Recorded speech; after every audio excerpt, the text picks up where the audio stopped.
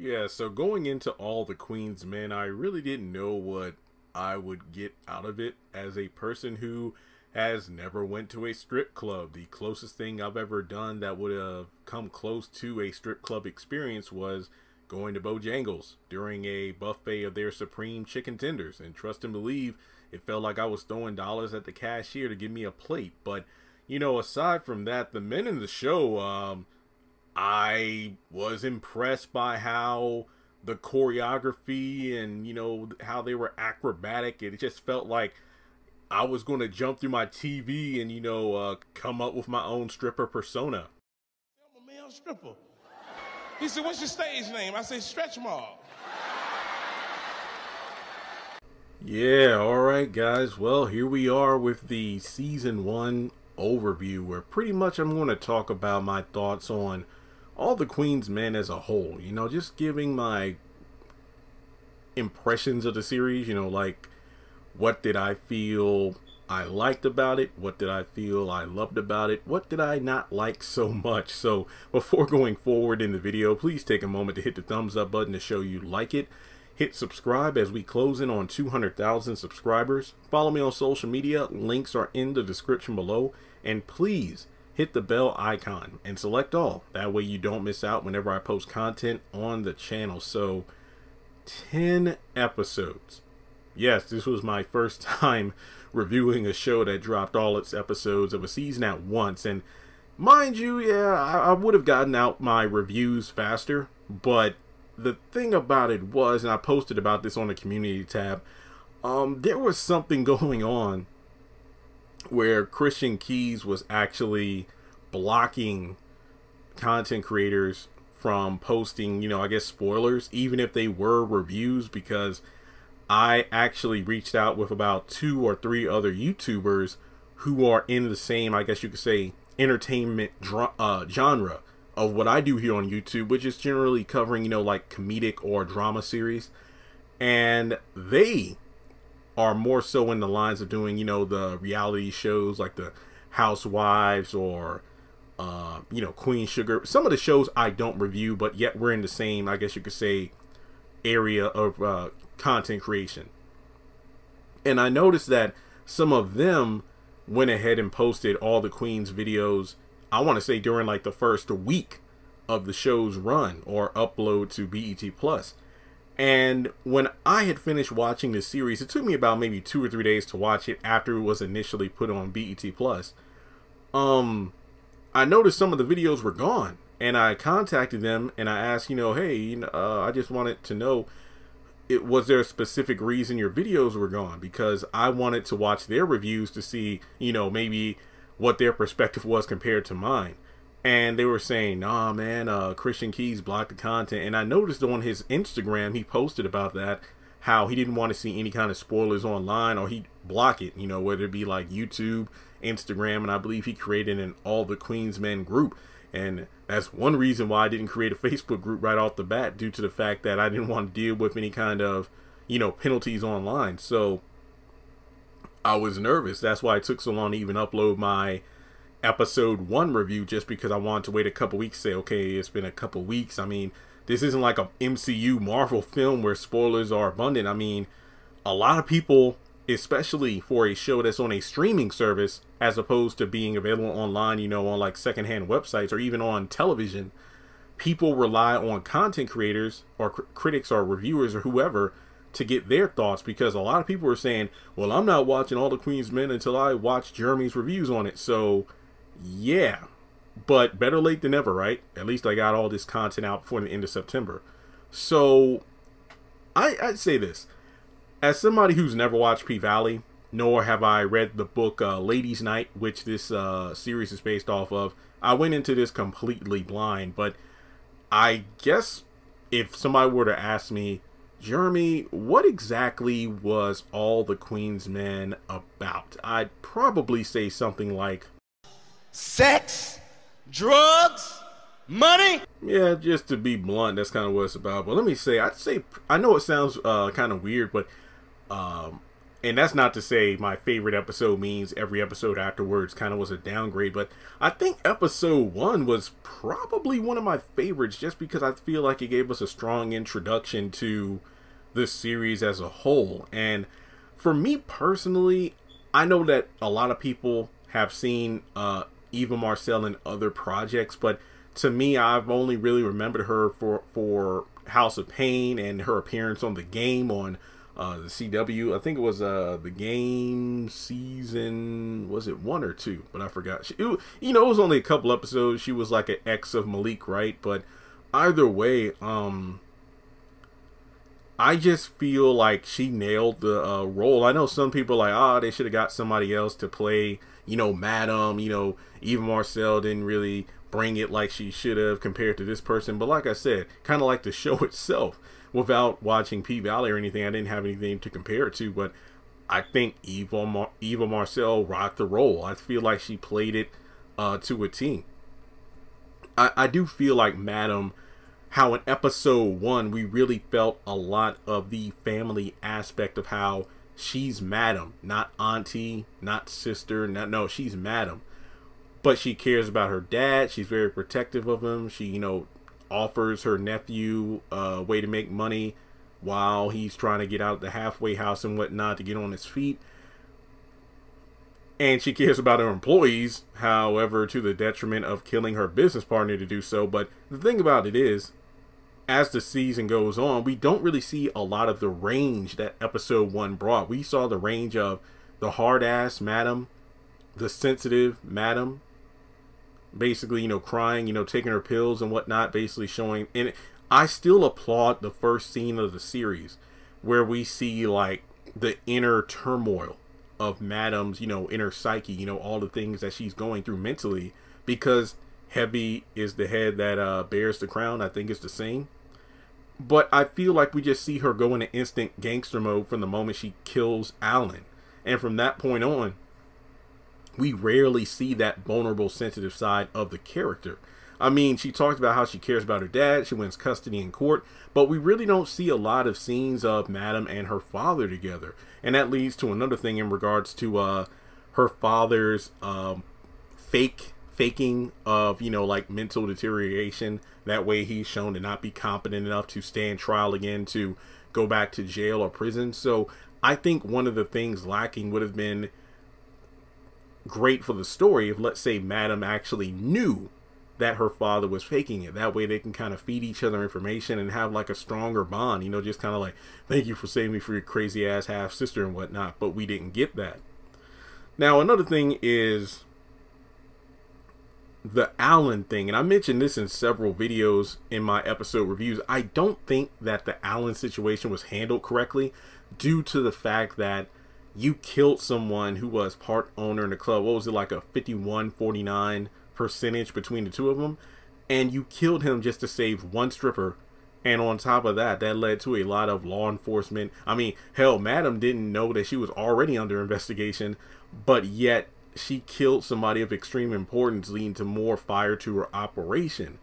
And I just feel like the season, as it progressed, it kind of pulled things randomly out of nowhere where, oh, she's the head of the Black Rock Boys, so Madam is kind of like the Mama Rose of the series. But the thing about it is, there were things alluded to or just randomly shoved in our faces throughout the season that we really didn't get any payoff for. Like, I know it's only 10 episodes, but at the same time, there were moments where I felt like, well, maybe some members of the Black Rock Boys would have been more efficient to handle this specific job as opposed to Midnight or one of the other strippers. Like El Fuego being the tech guy, okay, that makes sense. He's like Donatello. I mean, I feel like if the 4 main strippers were the Ninja Turtles, what was it? Babyface, Midnight, Doc, and El Fuego.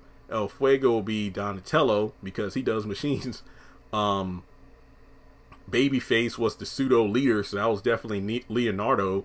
Doc was so absent-minded and not fully intelligent, kind of a freebie spirit. He's definitely Michelangelo.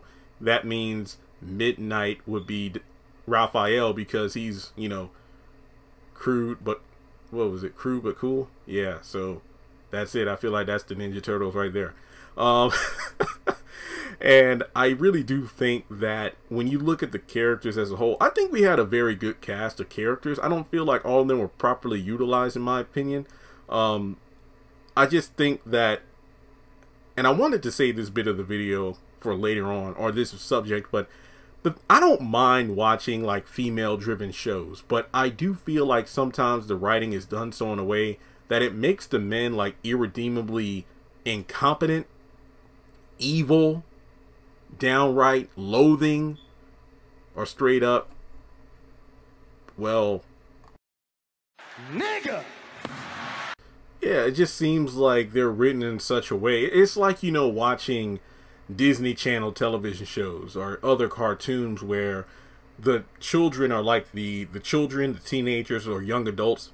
They're the main characters, but the parents are basically almost every adult in the series is written to be incompetent or a moron. So you're always rooting for the kids, and it makes no sense because I feel like this show was about badass girl bosses, but at the detriment of making males incompetent, or like, hell, you had Alan being downright cruel. I mean, at first I thought, man, we're supposed to feel bad for this guy because his wife's cheating on him. But oh no, he basically abuses and rapes his wife and then like burns with a cigarette, and then he's about to like beat down or kill the guy who is having the affair with her, but then he gets shot. I mean, I didn't really know who to root for. Seriously, you gotta, I mean, I don't know. And then like the strippers, you know, like Doc, stereotypical, oh, deadbeat dad, mom was on drugs and I'm doing drugs, I'm stripping. I feel like the show did have potential in showing that even if you're good at something, that doesn't mean that it's something you want to do for the rest of your life or for as long as you're capable of doing it. Like the babyface thing, you know, stripping is all I know. And I did like, one of my favorite scenes was in one of the episodes where I think Dime kind of like, you know, gives a word of caution to Amp, like, you know, hey, do what you got to do to make this money, but as soon as you got it, just get up out of here. Don't stay here longer than you need to, because you're capable. Like, I mean, El Fuego being good with technology, especially in the day and age of social media, hence what his position was social media for the club, which a club as exclusive as Club Eden, you would think would already have like a YouTube channel, Facebook page, Instagram, Twitter, with little like clips and segments showing what the experience is like. You know, what was it Keisha, the girl that got a bloody nose and kicked out of the club for filming? Like, obviously anything posted online will be controlled by the club itself, because they will be the only ones like recording, posting, and things like that. So you have some people who are there for short term, like, oh, I'm just stripping to make it through college, or, you know, get a car, whatever the case may be. But then you got people like Babyface, who not only strip for a living for so long, being the oldest of the bunch, but on top of that, you don't even own anything because you got Miss Patty who's paying your way. But that's the thing, if you piss somebody like that off, they can pull the strings and you're pretty much high and dry at that point.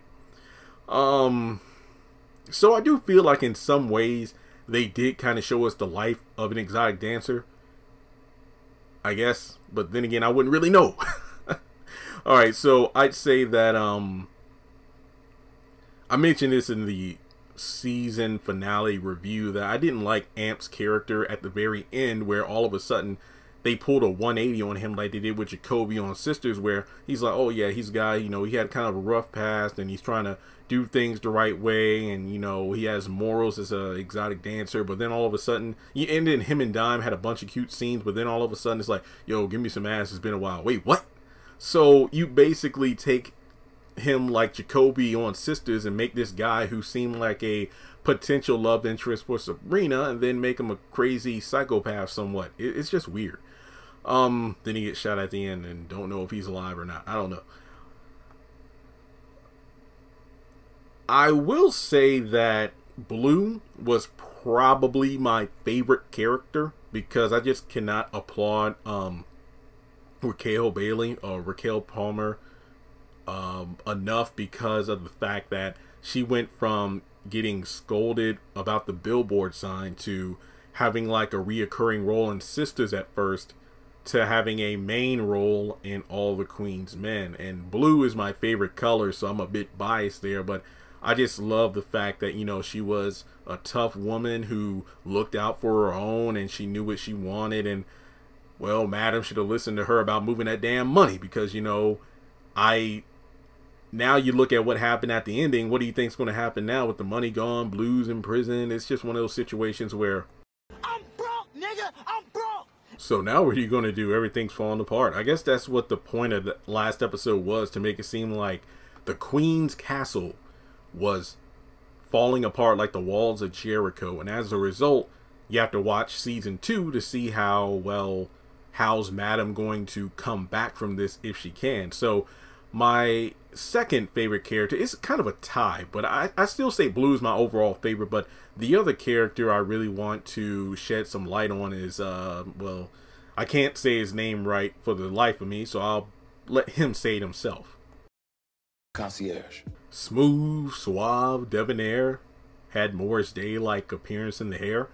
No joke. I mean, Christian Keys has said a few times he would love to play Morris Day in like a biopic or something. So I don't know. I think Morris Day was a bit shorter than Christian Keys, but then again, I don't know.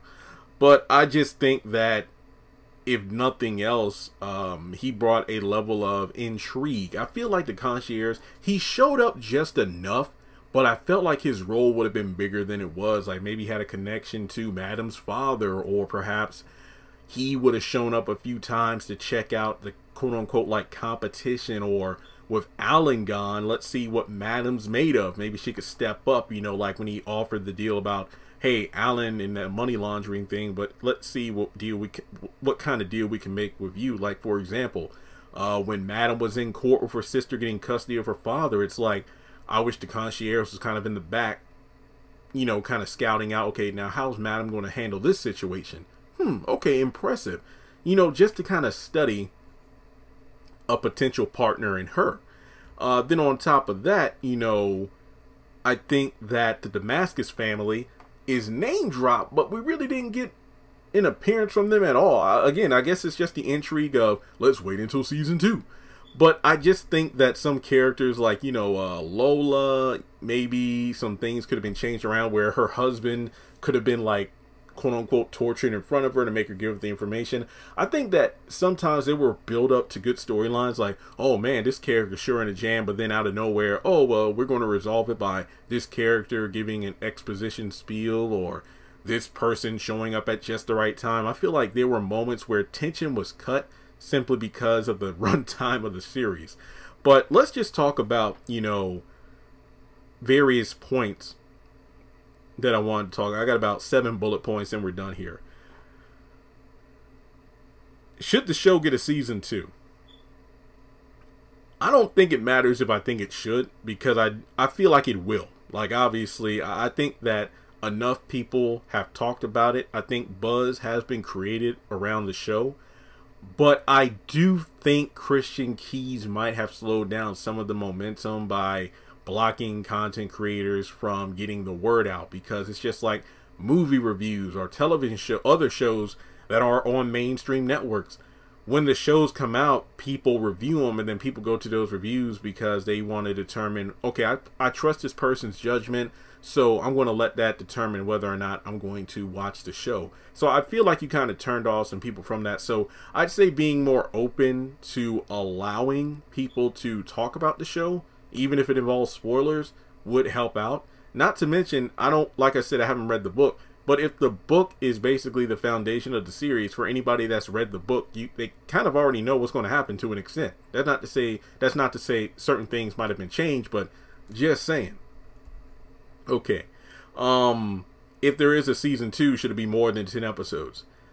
I don't know if it should be more than 10. Maybe 10 to 15, but nothing like 20 or whatever, because we just live in a day and age where not a lot of shows get more than like maybe 20 episodes per season, just because, especially if you drop them all at once. I'd say if you do like maybe 15 or 20 plus episodes, don't drop them all at the same time. You know, maybe drop 7 or something like that. But I feel like some of the time in the episodes could have been better utilized, which goes down to the character utilization a bit more. But I think 10 is fine. I mean, originally the show was supposed to be 8 instead of 10, just, you know, keeping that in perspective.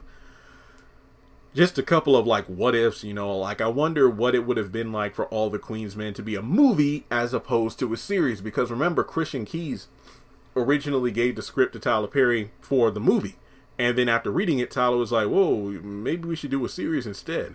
So I really would have been like to be like a 2-hour movie or something like that as opposed to a series. Not to mention, as somebody who hasn't read the book, based on how far 10 episodes brought us, I wonder how much of the story is left to tell in a series. Sorry about the squeaky chair. I thought the acting was decent for the most part. I really don't have any notable complaints. I think for me, Amp, it's kind of like on The Flash, where you got Nora West Allen, who is played by an actress who's older than her parents, Barry and Iris, in real life, but she has the look of a teenage girl. But she's supposed to be in her early 20s or something like that, but then she's acting like a little teenager. So it's just like the same thing with Ant, where, okay, he's the nephew of Madam, but I don't know. Like, I haven't looked up the character or the actors' ages, but when I first saw the promos, I was thinking, oh, damn, what if Amp is like a love interest of Madam? But no, that's the auntie. And then it's funny because later on, when he becomes a dancer, Madam makes it clear, I'm not going to be watching you on stage because you're family. So, whoops, was I wrong about that? I think that, you know, he's portraying like the person who made a mistake when he was younger. He was behind bars and he's starting over. So I didn't have any major problem.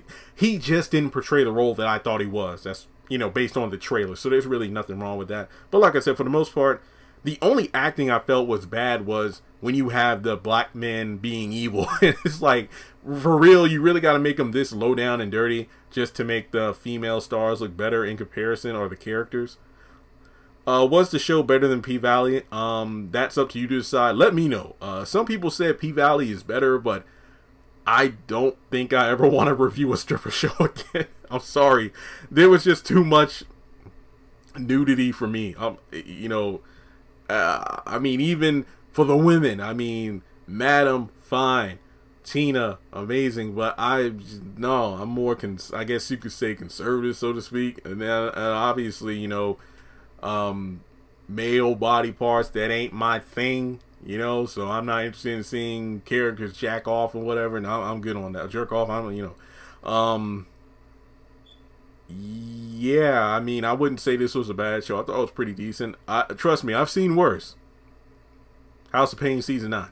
And the last thing I really want to bring up is Tyler Perry kind of letting Christian Keys, Kim Fields, and other directors fly. I think the fact that if Tyler Perry wants to help with the writing and directing, I don't really have a problem with that. I feel like any show that has like multiple directors, writers, they really need to sit down to map out the season, especially if it's only 10 episodes. There really isn't an excuse for like the, what was it, episode 9? Or I forgot which episode it was that Tyler Perry directed and wrote.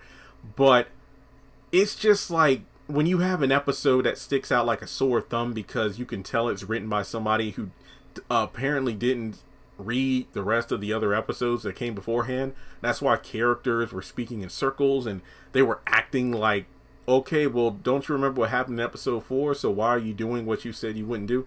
I'd say that if there's going to be multiple people all behind the writing pen, behind the camera, whatever, make sure you're on the same page. That way the season flows better as a whole. But overall, I thought this was an okay show.